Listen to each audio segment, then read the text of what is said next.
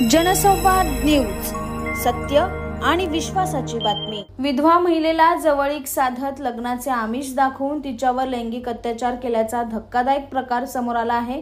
राम गुप्ता असे या नराधमाचे नाव आहे। या प्रकरणी कोळसेवाडी पोलीस ठाण्यात राम गुप्ता विरोधात गुन्हा दाखल करत पोलिसांनी त्याला बेड्या ठोकल्यात।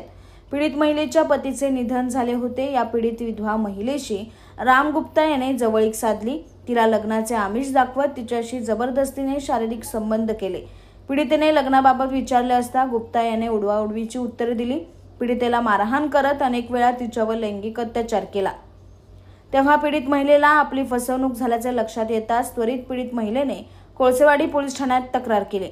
या तक्रारीनुसार कोळसेवाडी पोलिसांनी राम गुप्ता विरोधात गुन्हा दाखल करत त्याला बेड्या ठोकल्या आहेत।